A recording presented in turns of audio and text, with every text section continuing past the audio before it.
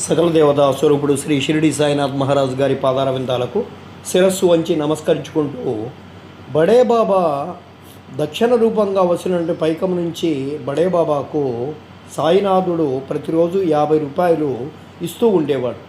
బడే బాబా పోవునప్పుడు 100 అడుగుల వరకు సాయినాథుడు వెంబడించేవారు. అటుది బాబాకు వారికి గల సంబంధం. సాయిబాబా వారిని మేకను నరుకుమనగా అనవసరంగా దాన్ని చంపాలనేల అని చెప్పి బడే బాబా నిరాకరిస్తాడు. అప్పుడు సాయిబాబా శ్యామాను ఆ పని చేయమంటాడు. అతడు రాధాకృష్ణమాయి వద్దకు పోయి కత్తిని చెప్పి బాబా ముందు పెడతాడు. ఎందులకు కత్తిని తెప్పించారో తెలుసుకున్నటువంటి రాధాకృష్ణమాయి దాన్ని తిరిగి వెనక్కు తెప్పించుకుంటుంది. ఇంకొక కత్తి తెచ్చుటకు శ్యామ వెళ్తాడు, కానీ వాడా నుండి త్వరగా రాలేదు. తర్వాత కాకాసాహెబ్ దీక్షిత్ వంతు వస్తుంది.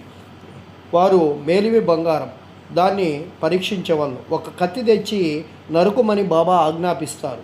అతడు సాటేవాడకు పోయి కత్తిని తెచ్చి బాబా ఉత్తరువు కాగానే దాన్ని నరుకుటకు సిద్ధంగా ఉంటాడు. అతడు స్వచ్ఛమైనటువంటి బ్రాహ్మణ కుటుంబంలో పుట్టి చంపుట అన్నది ఎరుక్కుండే ఉండేవాడు. హింసను పనులను చేయందిష్టము లేనివాడైనప్పటికీ కూడా మేకను నరుకుటకు సంసిద్ధుడైతాడు. బడే బాబాయను మహమ్మదీయుడే ఇష్టపడినప్పుడు ఈ బ్రాహ్మణుడు ఎలా సిద్ధపడుతున్నాడని అందరూ ఆశ్చర్యపడుతూ ఉండేవారు.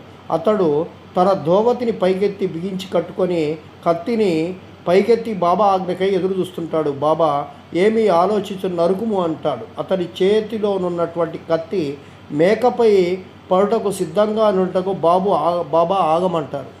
ఎంతటి కఠినాత్ముడవు, బ్రాహ్మణుడు అయ్యి మేకను చంపెదవా అని చెప్పి బాబా ప్రశ్నిస్తాడు. అప్పుడు బాబా